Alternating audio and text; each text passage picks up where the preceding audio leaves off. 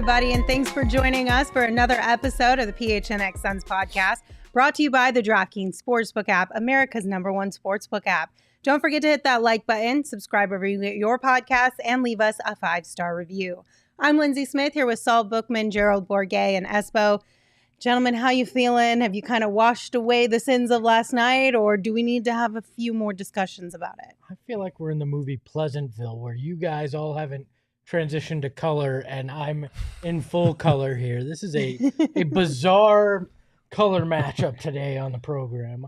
Wearing a bright blue and yellow jersey for the audio listeners, and they're all wearing black and gray. And well, I have brown. That's more color than normal. All muted colors. So. I did not get the memo on the super bright jersey today.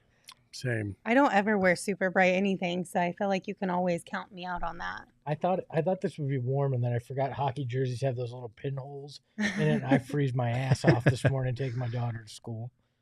Everyone's asking why you're wearing a Warriors jersey. It's not. It's a Phoenix Roadrunners jersey. Come on, people. Well, it looks like a Warriors jersey. I got to educate everybody. I think there's a few things that we should still bring up from last night. A couple things on the show that we talked about, a couple things that we want to dive a little bit deeper in. Obviously, the Suns fell to the Heat 113-112. So I know there was something specific that you wanted to discuss. Yeah, last night I was kind of hard on DA at the end of the game. I felt like he got a rebound I felt like he was close enough to the basket to be able to at least take a peek. And it just kind of led into the whole Mikal and DA not stepping up and constantly deferring to Devin Booker and Chris Paul. Well, here's a picture of that exact rebound. Listen. He's not as close to the rim as I thought maybe he was. He's surrounded by three guys, and if you know, two of those three are big-time floppers, and Bam Adebayo and Kyle Lowry. So, like, I understand. The more egregious thing, and this is something we talked about before we got on the camera, please leave that up there for a second there, Emma, is that Mikal Bridges literally starts inside the three-point line and starts to back up. And you think he's getting positioned to take a wide open shot because it is a wide open shot. Subsequently, DA kicks the ball out to him. And my problem with this is that I was bagging on the wrong guy last night. It was DA took a brunt of this. He did not deserve that. I'm sorry, DA, if you ever listen to this. I apologize. You did right here. Mikal Bridges, on the other hand, an egregious error. It's okay if he doesn't end up taking the shot. But I don't know if Gerald, if you want to jump in here on this one for Mikal, because we talked about this before. Yeah, he gets the ball outside the three-point line when DA kicks it out to him, and I think that's Strus that goes and closes out on him.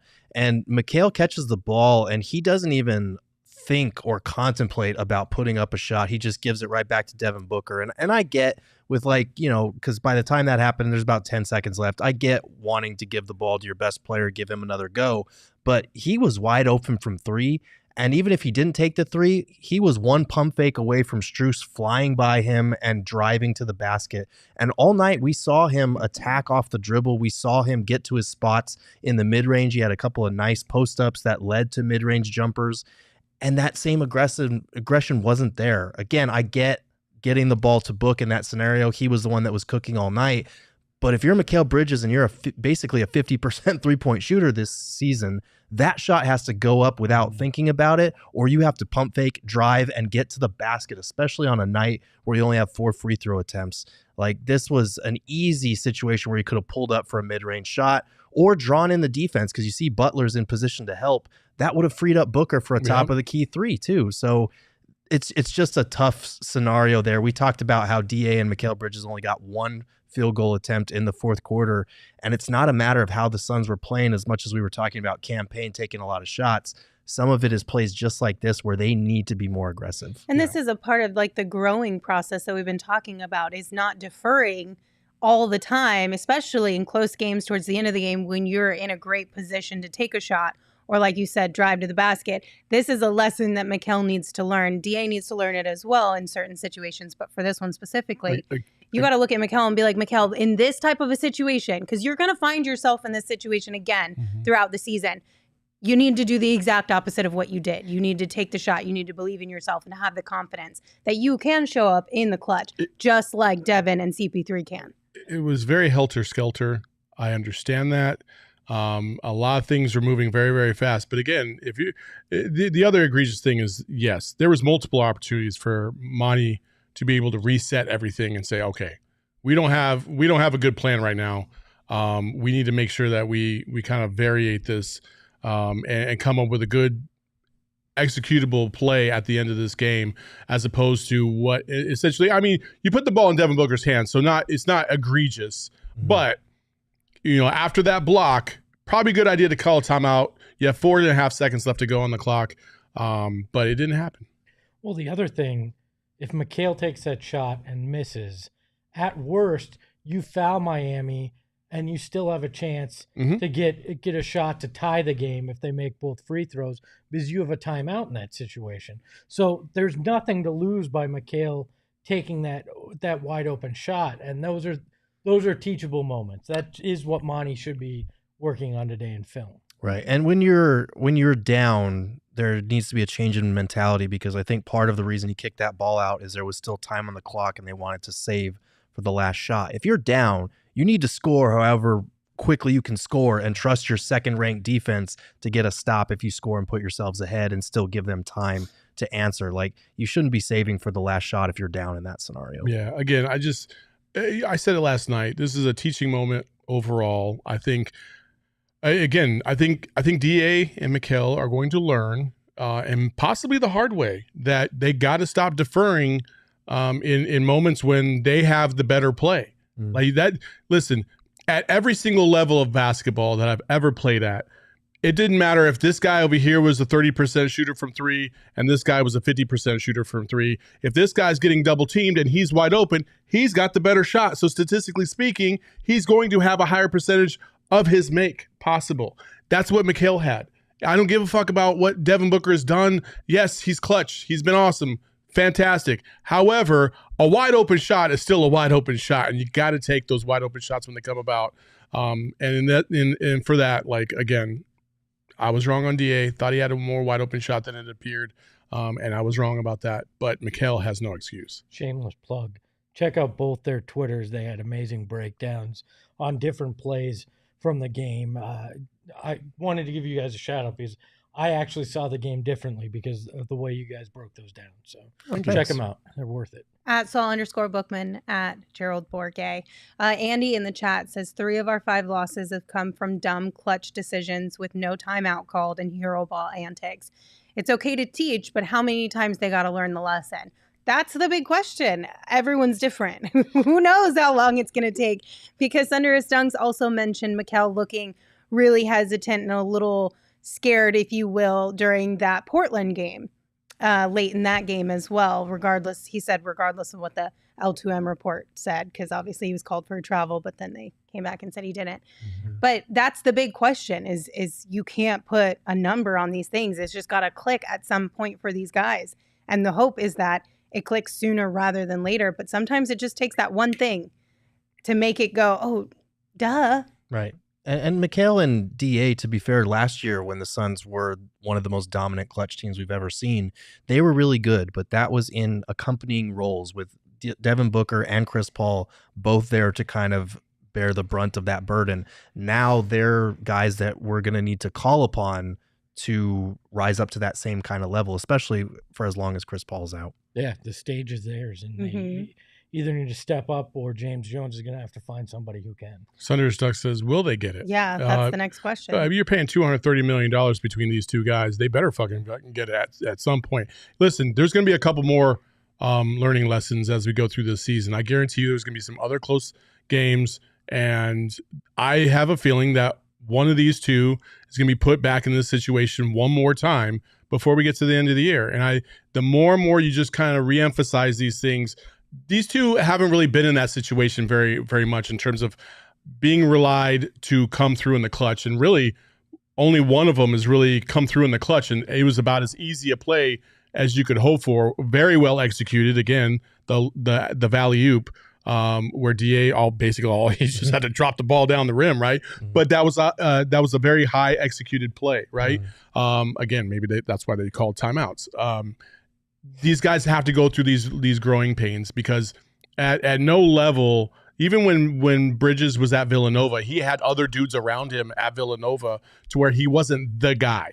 And DA was the guy at U of A, but it was never in any really clutch situations. Never had to, pull the team from behind, or he never had to hit a game-winning basket. Like basically every win that they had at U of A while he was there, they were basically blowouts or 6 to 8 to 10 point games. So it's a process, and they'll get through it. I'm not worried about this. This actually made me feel pretty good, considering how they played against the Orlando Magic, which was, to me, was a far more egregious game. Should never have happened in the first place. You got to show up and play these games. There was a lot of factors that went into that.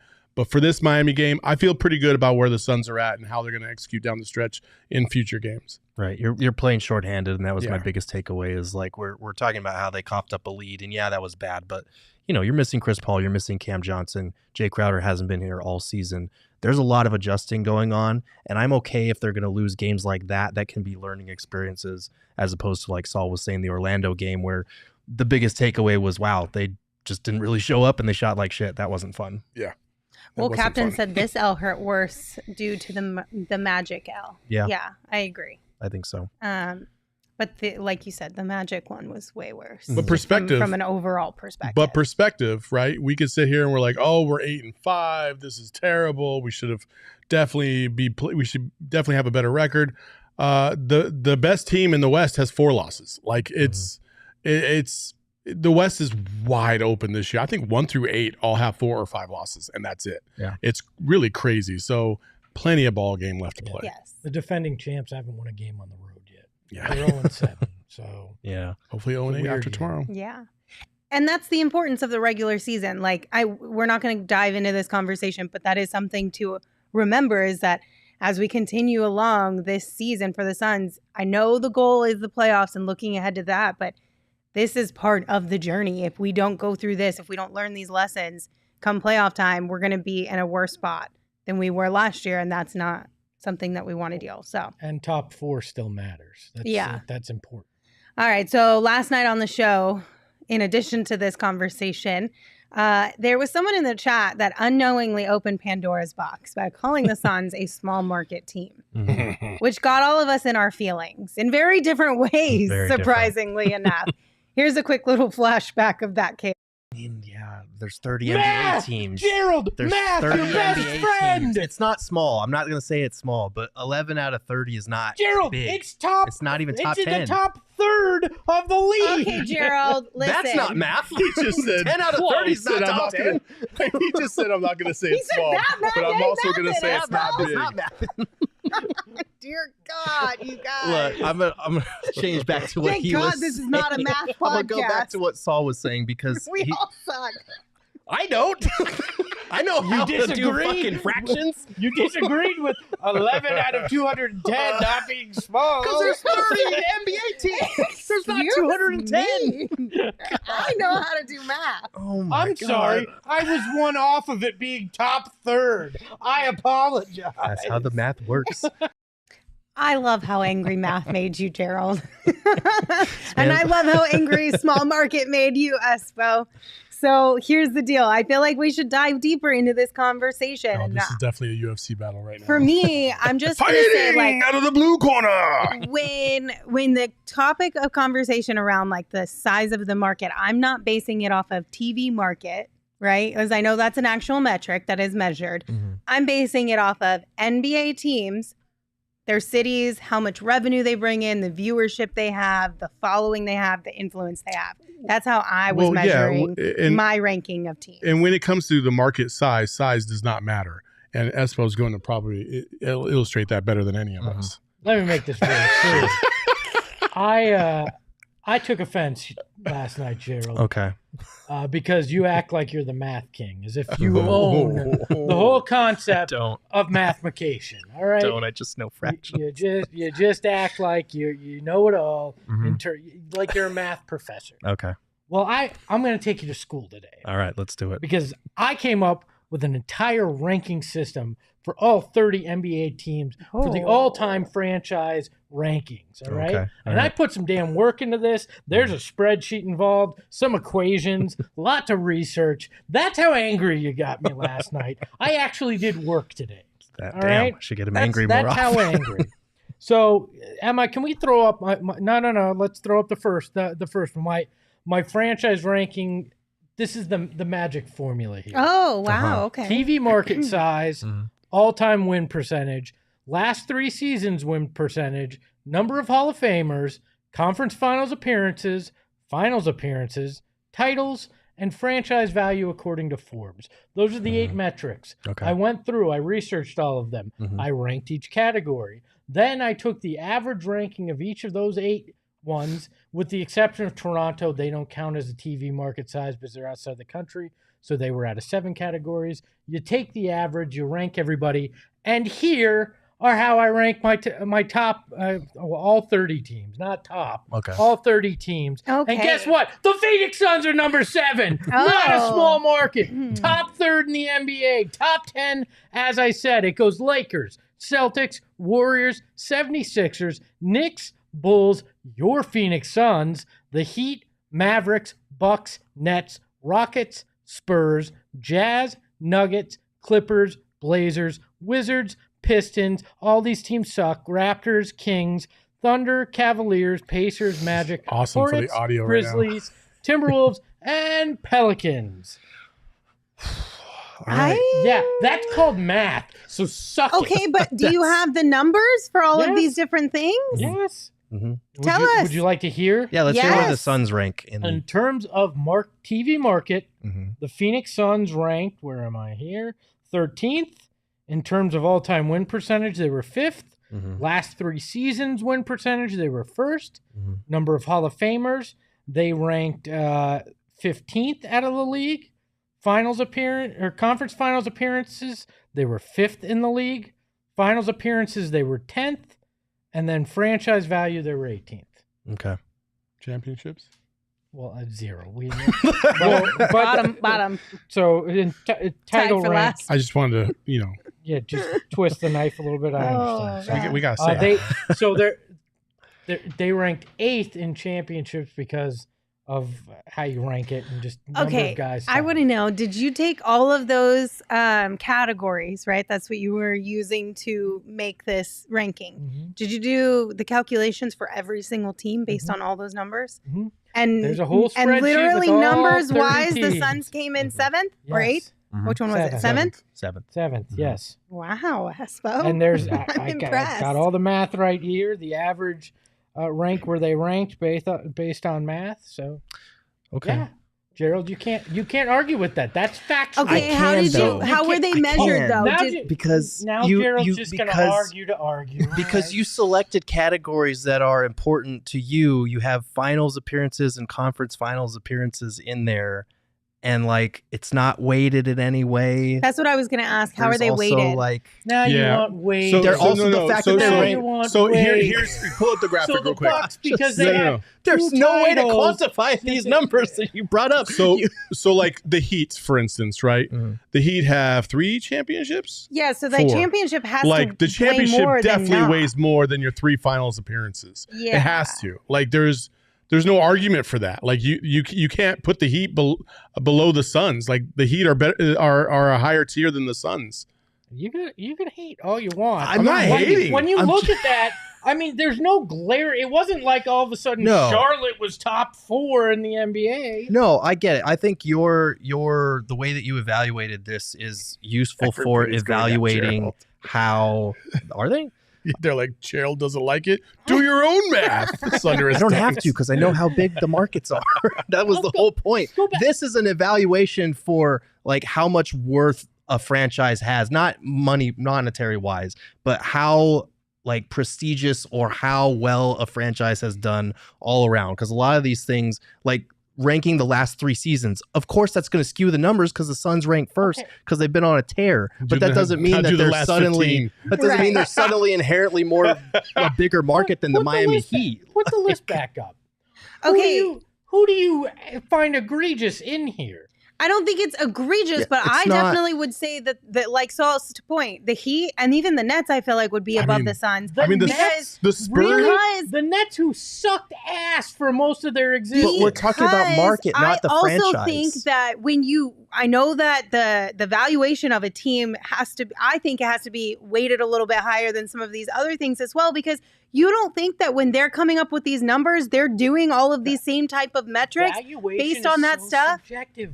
The Suns are going to sell for the most But if any the NBA Suns, franchise if the is sold Suns for. and the Lakers were up for sale at the exact same time, you're not going to tell me the Lakers wouldn't bring in more than the Suns. But that graphic wouldn't tell you that either. No, but the thing is, the Lakers aren't for sale. The Suns are, and they're going to sell for the most a franchise has ever sold for. Value is all subjective in terms of the cash, who's available at the time, what the economy looks like, all those things. Right. And I get your larger point that like this franchise is worth more than people give it credit for and that it should have the reputation of a major market. But I thought the original conversation was just market size because they were called a small market. I don't think they're a small market, but I don't think, again, my original point was there's a gap between a big market like Phoenix and like LA, New York, Chicago. Like those are San Fran, like those are still the heavy hitters, and there's a big gap between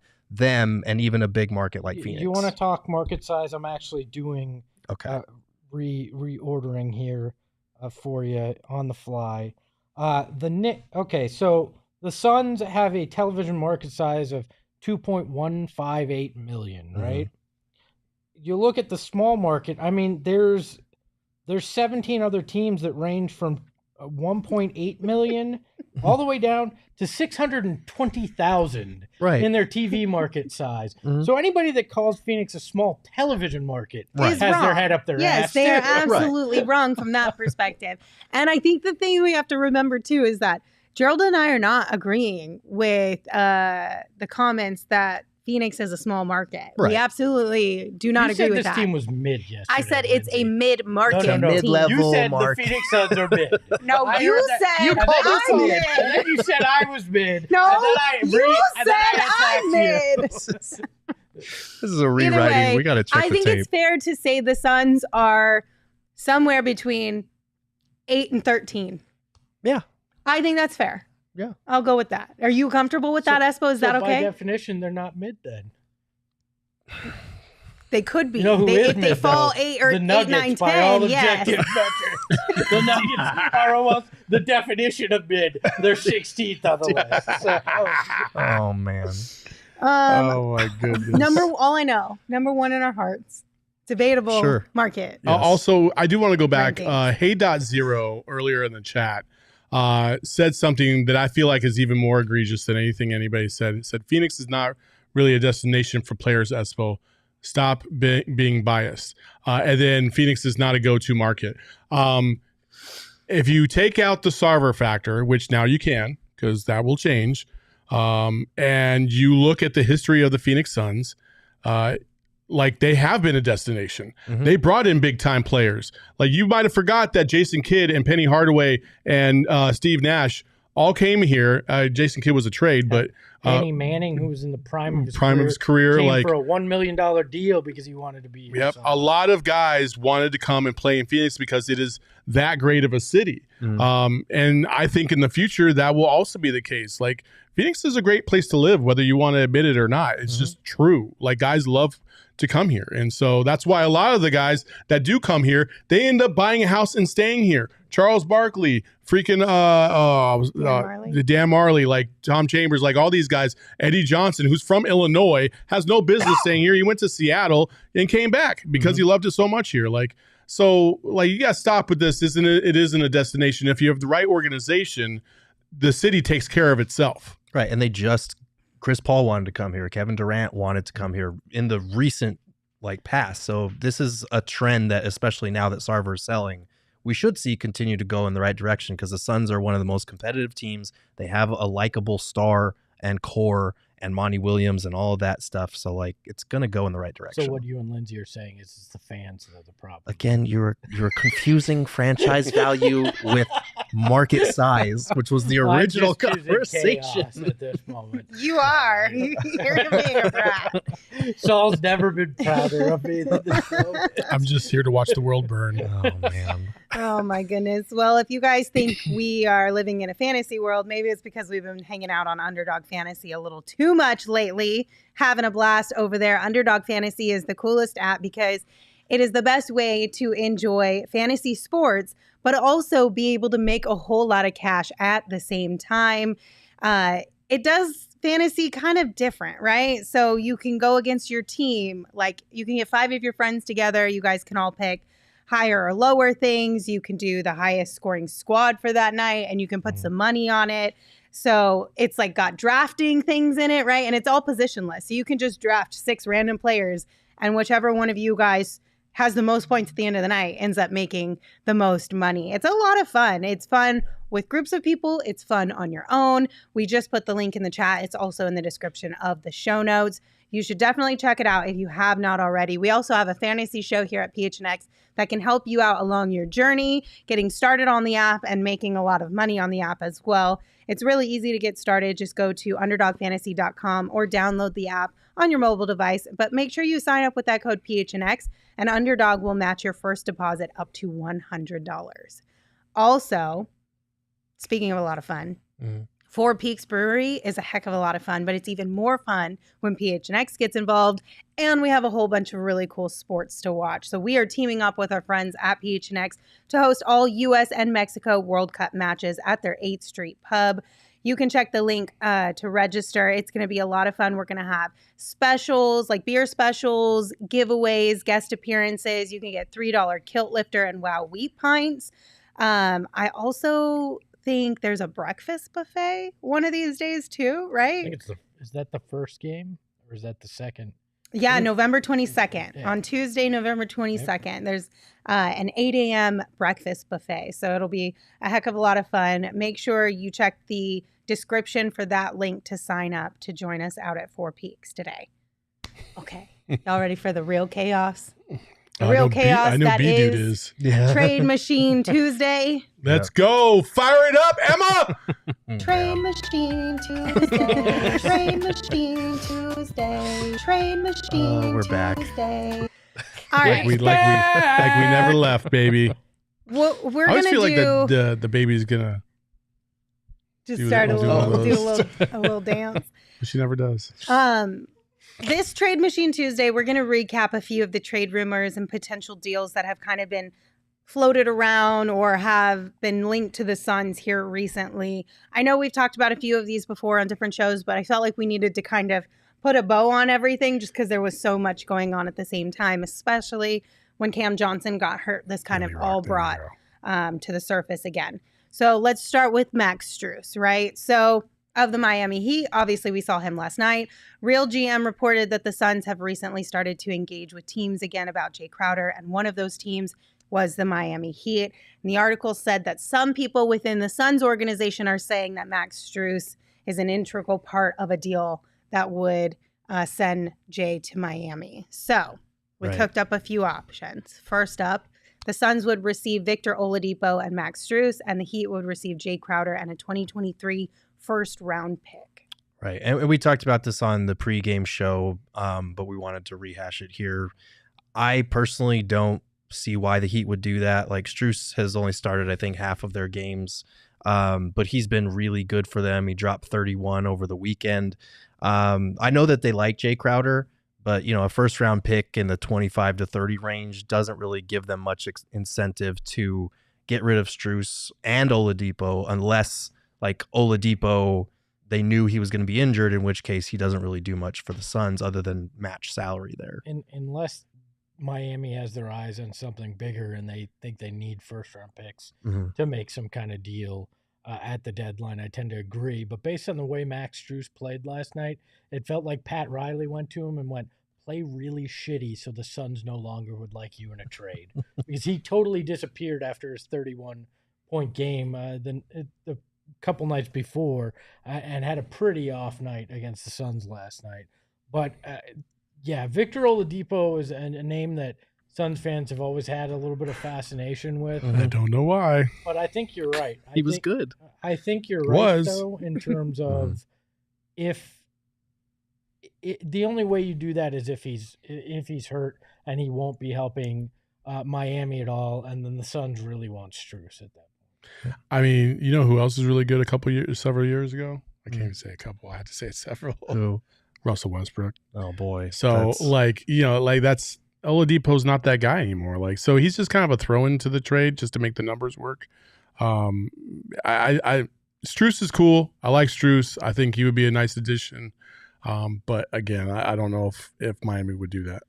PHX in the chat saying the Suns could get a better deal if they had a first-round pick and Jay Crowder than Strus, and I don't see that. To your point, it's a 25 to 30 pick in the first round if things go the way they're supposed to. And Jay Crowder's a guy that's been not sitting on his ass, making black and white videos for 3 months now. Like that workout videos is about all he's been doing. I've watched Suns Twitter and all other social and the ridiculous trades that people think that other teams will take.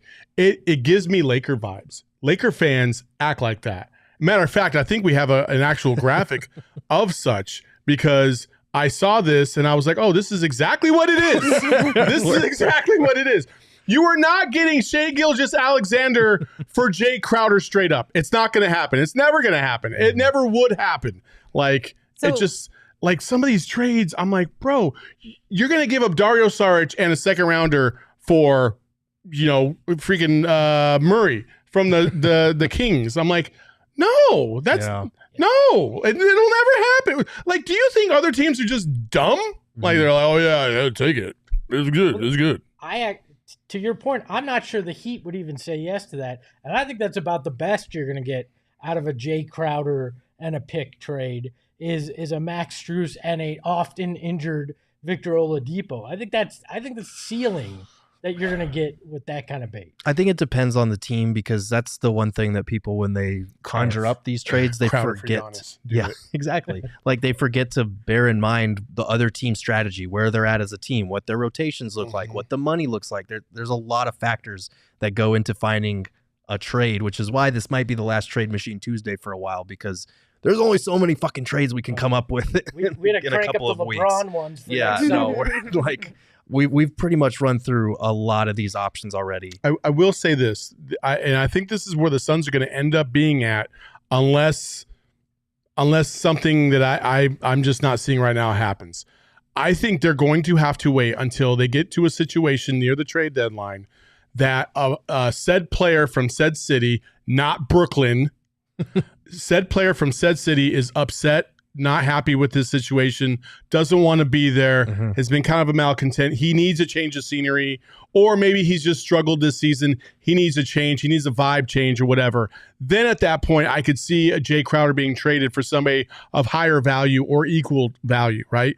But until that happens, I just don't see a scenario where, unless you're throwing in multiple other pieces, that you can trade Jay Crowder and get something of high value back for. I just don't see it. You're going to have to give up first round picks. You're going to have to give up Dario Saric and Landry Shamet possibly in addition to Jay Crowder.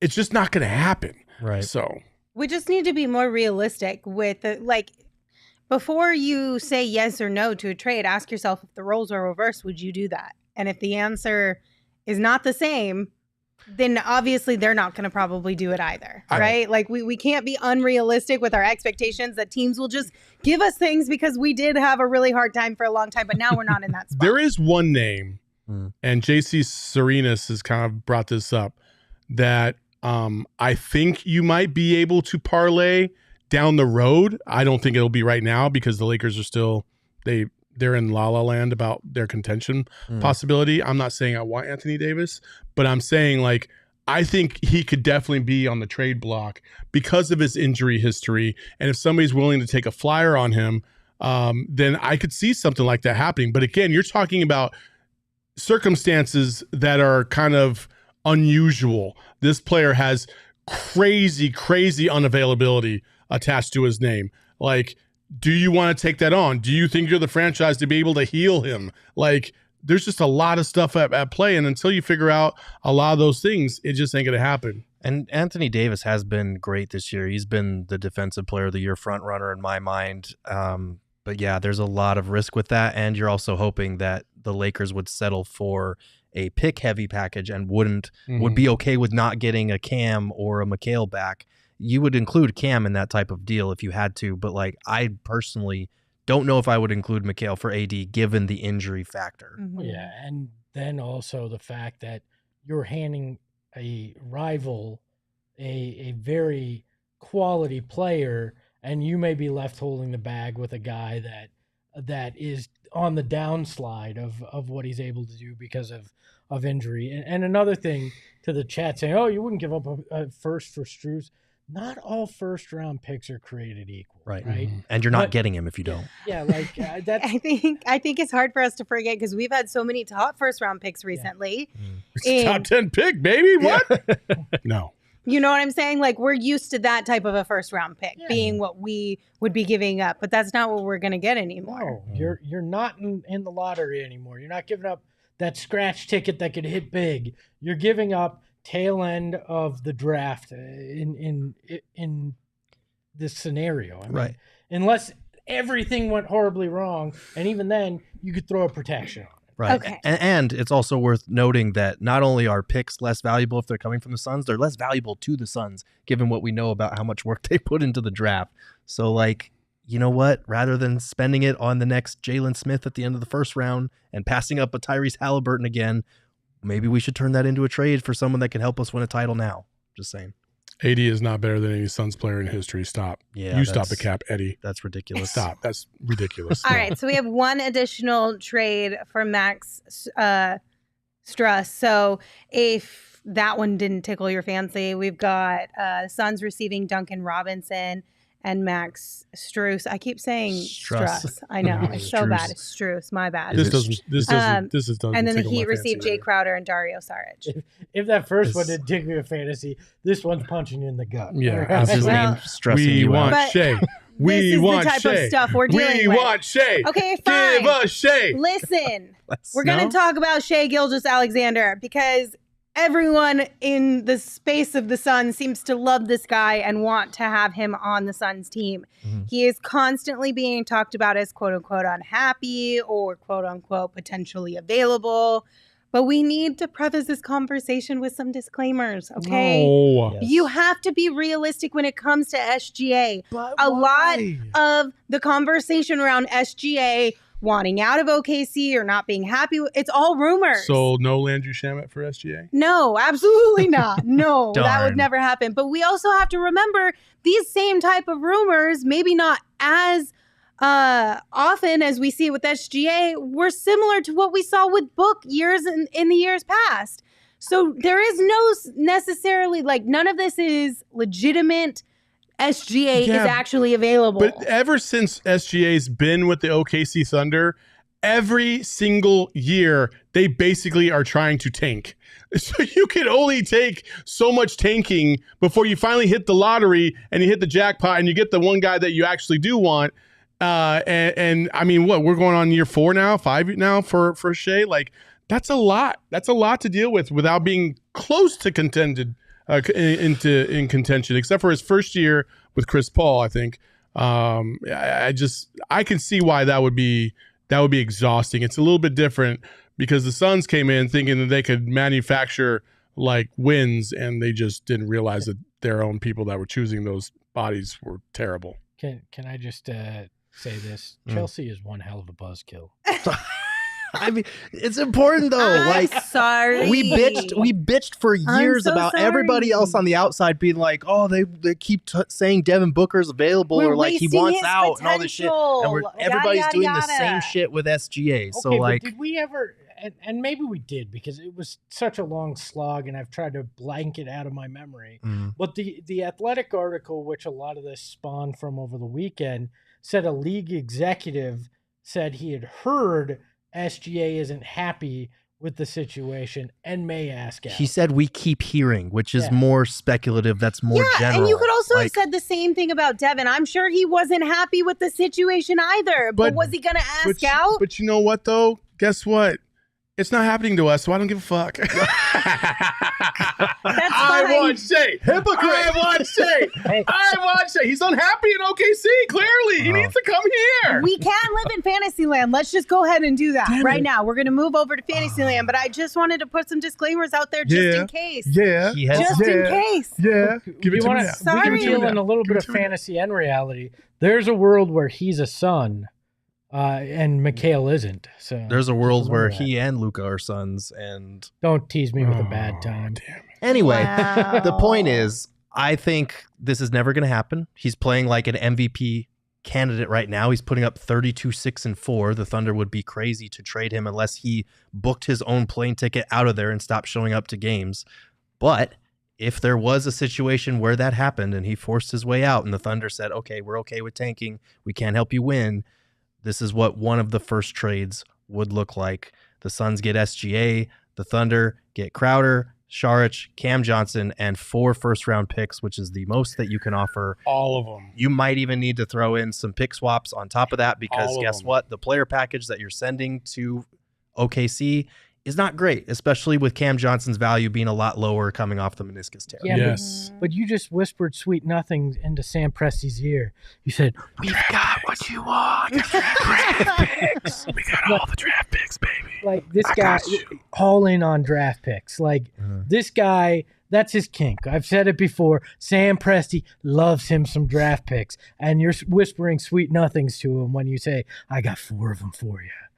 Yeah, but I don't know that this actually gets it done. It doesn't. Even though I I, don't think know so that either. that's a huge I mean, I'd love it for it. portion I of don't think it does. for Presti, but I don't think this gets it done. I really Would you don't. trade No. Mikhail for him? You're going to have to. Well, let's find out because the next trade is what they would have to include here. Let's go. Looking at this, the Suns get SGA and Kenrich Williams in exchange for Jay Crowder, Mikal Bridges, and 3 first-round picks. You could probably throw a 4th one in there if the Suns are going to get Kenrich back because he's actually a pretty useful rotation player. I still don't think OKC does it as much as Saul. Saul is dancing in circles over here, but I don't know if that gets it done either. So I'd do that in a second. You would trade McKell in a second for SGA? Sa- oh, man. Honestly? Sam is like, "Ooh, I love Mikhail. now you're getting closer." Shai.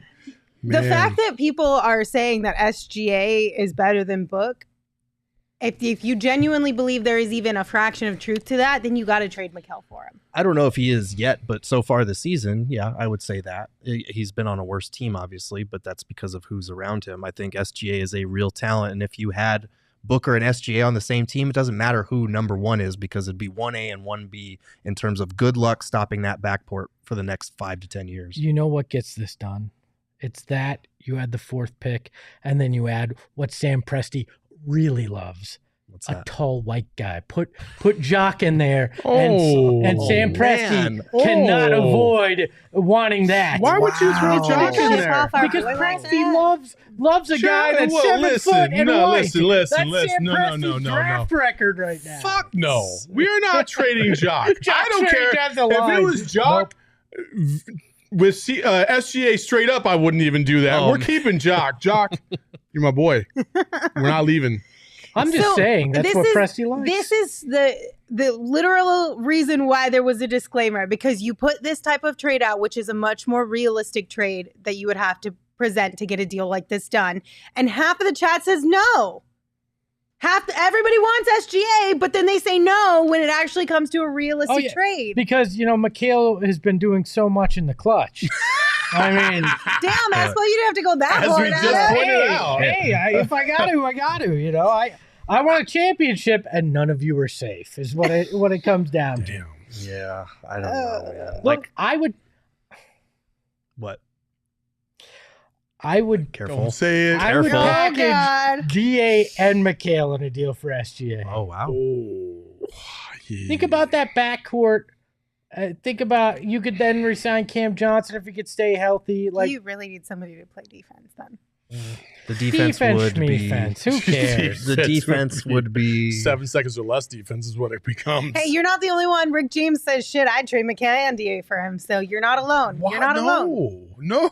I don't know about mid-season. You would need to have Okay. a better plan at center than what you've currently got. Hey, now you're slandering Jock and Bismack. I'm not. I You was just started saying- it. No, I just said that Presti would You be don't besmirch intrigued by the that. good I'm man just because Jock's I love name. Jock. You need a starting caliber center. You can't do that type of move mid-season. Okay.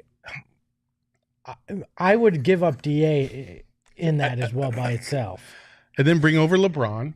And you're done. Well, that's- Let's go, you next guys. offseason, Revamp, so baby. Come on. Giannis signs for the mid-level. We're in business. We don't rebuild, we reload. We have Let's become go. the Lakers fans. What is happening? We do really have a are. super I'm chat. thirsty for a championship, Gerald. We know. Slide into my DMs, Sam. I'll get this deal done. We have a super chat from HM. Thank you for your super chat. They said SGA will do what Booker did, loyal to the soil. That's the thing. Publicly, he has said all the same things that Booker said about liking his team, liking the city he's in, wanting to win there.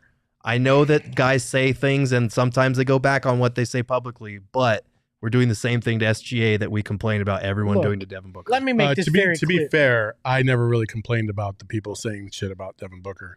Let me be When very Draymond Green said we got to get Devin Booker out of Phoenix, I feel like we were all pretty. Well, that was At that because it was point- Draymond Green. At that point, they should have. At that point, it was that bad that people were thinking you need to send a rescue mission to It's say true. book. This I is mean, true. it wasn't that asinine when it came out of Draymond Green's mouth. What is asinine is SGA saying, "I love the city of Oklahoma City." Yeah, all he's right? a liar for that Yeah, one. For that's sure. total That shit. one, I will No take NBA you, yes. players like, I really hope I could be stranded in Oklahoma City for my entire career. Yeah, Aw.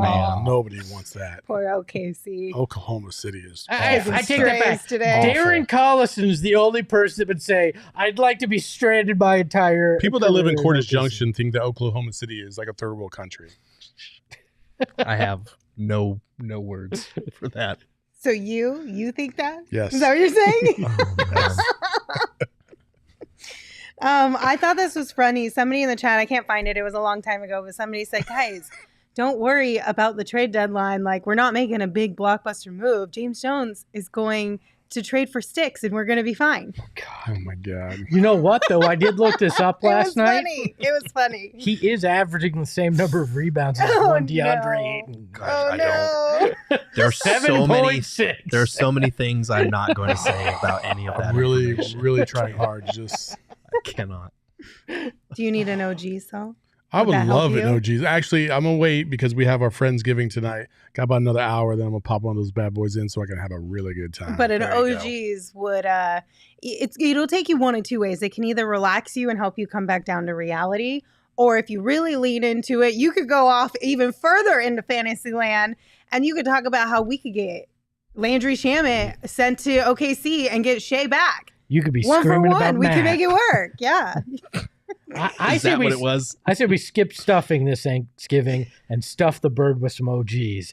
Everybody's doing better. May not taste great, I don't know, but everybody's feeling a hell of a lot better. It would make dealing with the chaos sometimes that comes with big holidays a lot easier, that's for sure.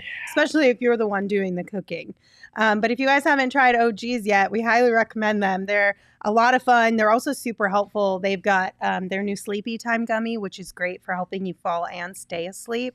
If you haven't checked them out, you can find them online at ogsbrands.com. And as always, you can find them at your local dispensary. But just a reminder, you do have to be 21 years or older to enjoy. Also, Espo, did you sit on the queue for 100 hours today trying to get Taylor Swift tickets? I thought we were going in a I much did different for my direction. fiance. You did? You tried? Did you get them? We did. Oh, okay. You How much did son you of a bitch! I didn't pay shit. This is This is her thing. If How you much don't were want to they? go with her, How I'll much were the go. tickets? I think they wound up being with fees and everything, probably like $430. Didn't you say we saw some on Game Time for almost the same price? Well, they Yup. went down. Yeah, they did go down. They Yeah. did go down. If you don't want to go, I'll go.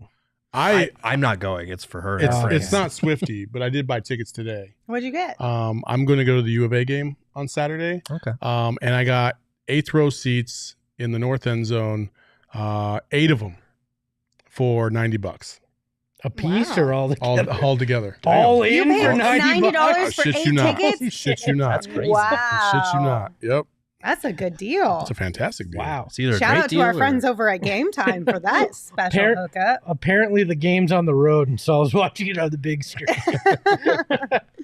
Damn, that's incredible. That is I hope I can get some Taylor tickets. I did not have any luck. I think so. the Game Time app will come through for you. If you guys missed out on Taylor Swift tickets, or you just are looking for something fun to do, maybe last minute, check out the Game Time app, because right now on the Game Time app, you can save up to 60% on tickets when you buy them last minute. And the best way to support us is by buying your tickets through the link in the description of this show. It's right there. It's easy. All you got to do is click it and then buy your tickets. I did it the other day. I bought tickets for my niece to go to the Suns game. Last minute, I think they were like $32, $35, something like that. So you ain't gonna find that ticket tomorrow though. Because tomorrow, for right now. Oh yeah, tomorrow Warriors tickets. Yeah, what are those? Right now, the cheapest you can find for Warriors tickets is $111. Damn. But for the Warriors, Yeah, I don't think that's terrible. that's not terrible. I don't know. But anyway, check out the Game Time app. Like I said, links in the description. Make sure you buy them through that. We're going to round out today's show with a little producer surprise. Emma, Okay. what you got planned for us? We gotta see that again. We gotta see that again. That's the best We gotta see that again. One more time. Let's go. Bye, Shane. Shane gone. It's Emma now just produced. That was a punched great her face producer over surprise. Shane's on that one. That was perfect. Sorry, buddy. Okay, so for today's producer surprise, we're getting a little deep. Okay. You guys ready? Yes. We stole this from the good folks at 98.7, the Bickley and Murata show. They said this today, and I was like, this is a good one. Oh, we're playing mustache and a mustache? No. Oh, okay. Do you guys think that you guys have peaked in your life yet? If so, when? Yes. Wow. When was Okay. So I know the exact date. Wow. So have you peaked in life? And if you have, when was the moment you feel like you There's peaked? no hesitation. I know the day. November 30th, Oh my 1983. It Oh was the my day I was God. born, and that was when I peaked. Oh my god. Not like I've not like lived up to an physically peaked, expectation. Espo. No, like no. peaked in life. Wow. This did not need to go there. I was a C-section birth, so it doesn't count anyway. Jesus. But look, I'm just saying, right? I've never lived up to an expectation since that moment. So I peaked there. That was the most depressing, like nihilistic ass response come up with. No, I don't think I've peaked. I hope I haven't peaked. The plan is to continue to peak with you people, but no, I don't think so. But if I can't, I'm out. I mean, I hope I haven't peaked, but I will say that like if I did peak, then it definitely was. And I'm not trying to like kiss anybody's ass, especially not my wife. She knows that. But like my fucking wedding was bomb as fuck. Yeah. Like it was the best event I've ever been to. I don't give a fuck what anybody says. Like it was awesome. Is that Disney World? We had a blast. We had fireworks from a wedding. Like it was awesome. Yeah. It was just pure awesomeness. Hello says I've peaked because I'm not winning any more Emmys with this show. So apparently I peaked. Oh man. Honestly, though, I think there's a world where you could say, yes, I've peaked. But then I think there's also another world where you could say absolutely not, because here's why. I finally, it has taken me my entire life to find a hobby that I actually enjoy. How many people can honestly say they have a hobby that is strictly just to bring you joy? Mhm. That you're actually creating something, making something with your hands that is just to bring you joy. I don't know many people who have a hobby like that. And I finally found a hobby like that. And I feel like this is like the second act. Mhm. Maybe it's a peak. I don't know. But I would I'm say- excited about it. I would say professionally, I have peaked by being here. Mhm. I would say that, like, because I've never been anywhere where I can do the shit that I'm doing now. I mean, That's this for is sure. true. Yeah. Like, I used to be able to yell at people in the military, which was fun as hell. I loved it. But this is a different kind of mentoring and you know, kind of leading, if you will. And I get to work with awesome people. Like, I remember watching Lindsey on those same Fox Sports Arizona freaking post games and, you know, doing her sideline reporting and stuff like that. And I said from the beginning, like at some point we were going to start to see the real Lindsey, and every day we get closer and closer and closer to it. You guys color Chelsea. I don't know if that's a good thing. It's a phenomenal I think thing. that's Because that's what's off-camera taken me Lindsey is the downhill. best Lindsey. That has been the downfall. Let me ask this, Lindsey. What's more important, having fun or some stupid gold trophy with wings on it? Absolutely having fun. Yeah. This is way better. Are you kidding me? Exactly. So who needs 2 Emmys when you got a life of joy like you have on this program? Exactly. Oh man. Wait, why is everybody? We got laughing? some- don't Okay, read never the mind. comments. We got Never some mind. Don't oversharing read the in the comments. chats. It's Oh my fine. god, I don't even know. Shame on you, Andy. Some mild Shame on you. oversharing. Emma, have you I peaked still in don't know life? I what's think. I happening. mean, you're 12, so I don't think. Oh, All right, damn. Wow. Did you just catch a Gerald stray? Just say she Yeah. has Holy lots of life to crap. live.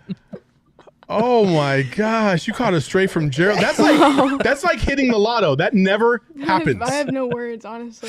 Oh my Like, do you gosh. remember, Gerald? Do you remember those graphics I made for you of you like on a flat Yep. and how you had no words after about Mhm. Monty and what he had to say? Yep. Yeah, that's how I feel. Okay. Fair enough. Peaked? No, I don't think so. I mean, I'm 21. Yeah, I don't think you can really even consider the Like- fact that you've peaked at 21. Like, I think that in life there's moments where you have like where you peak in moments sort of thing, like chapters of your life. But like once you close that chapter and you move on, it's just like more and more to go after. Yeah. So Emma's a It's not. Emma's- She's taking a Emma's philosophy the old- class right Emma's now. an 89-year-old man trapped in a 12-year-old girl's body. Emma is the old soul of the group. I Yeah. didn't know that.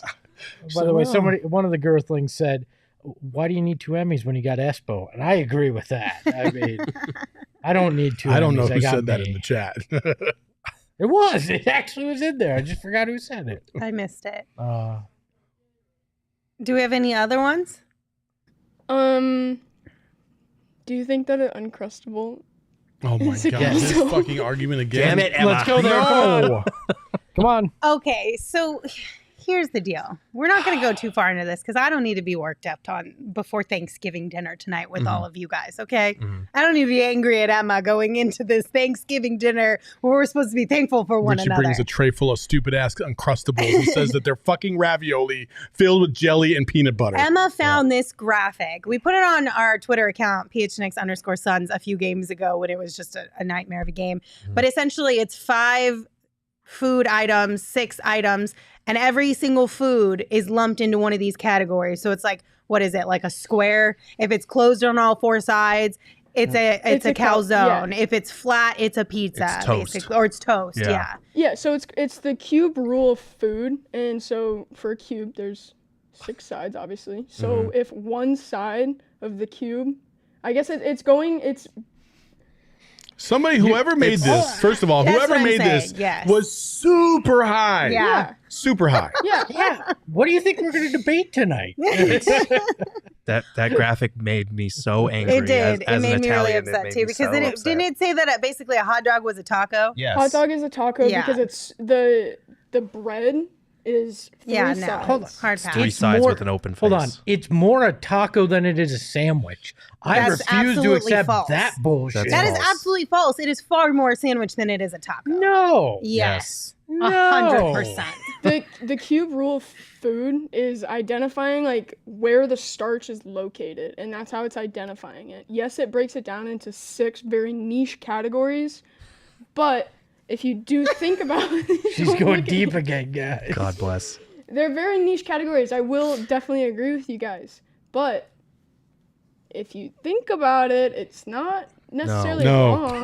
No. It is wrong. It is No. wrong. It's wrong. But you know what? This could be a really great you don't even have to you know what? You don't even have to go on walks anymore with your cousins at Thanksgiving, all thanks to OGs. You could just like go around and have What an the OG fuck kind of and then transition you was can, that? and then you What can the have fuck just conversations like this at With Thanksgiving yourself? dinner. Like, what? With your What? cousins. If you're on OG. With your What- cousins. What does that have to do with this? So I'm saying this is a perfect conversation to have with your cousins on Thanksgiving night. after a nice walk. If you're tired of arguing about OGs. politics at the Thanksgiving table, argue about what's fucking ravioli. Yes. Yeah, Because Uncle, it's not an stop being Uncrustable. racist. Let's talk about raviolis with peanut butter and jelly in it. I knew it. I knew that's the kind of discussions you guys were having when I'm not around. See, Don't you hello, look me in Gibson. with it. Don't you put that evil on me, Ricky Bobby. Hello, Gibson. By the All way, right, somebody in the chat said nobody older than 5 eats Uncrustables. That's false. That's total bullshit. That is NBA false. players eat Yeah, Uncrustables that is true. after games. They're disgusting I've as hell. witnessed but No, yes, they are this is true. bomb. Shit's bomb. They're really AF, not. And if you freeze them really and not. you eat them while they're frozen still, it's 100 million times better. Yep. So good. Okay, with that, we're going to say goodbye because things are getting a little too out of control. We talked Chelsea's a about lot. to emerge. We talked a lot about Thanksgiving, but also just really quick, a reminder that Christmas is just around the corner. It's going to be here before you know it. We're going to have a Black Friday sale at phnxlocker.com, and it's a great way to cross off so many people off of your Christmas shopping list. What? Why are you guys pointing I'm at just me? You know what's Following happening Saul. this week, right? Big announcement. Ooh. We're going to tease it tomorrow. Look at our social. You're going to save a lot of money. Lots of money. Hey. You're going to save lots of money. I wish I could do a Trump It's voice. going to be huge. Oh, no. Oh It's going to my be God. phenomenal. I'm worried about this. You're gonna get big savings. Okay, we love you guys. Thank you for coming through for us as always. Tomorrow we will be back with a pregame show 30 minutes before tip-off, and of course a postgame show once it wraps up. Until then, you can follow me on Twitter at Lindsey Smith AZ. You can follow Saul at Saul_Bookman. You can follow Gerald at Gerald Bourguet, and of course you can follow Espo at Espo. Espo, take us home. Gerald, the math was spectacular today, and you look like a loser. Ahoy hoy! Megas in control and he ain't never gonna let go. PHNX though, Lindsey, Gerald, Espo. Saul passed the ball, we here to turn up the tempo. Got to understand me, I'll always rep the family. Rally in the valley like Dan G, no plan B. Always on the job,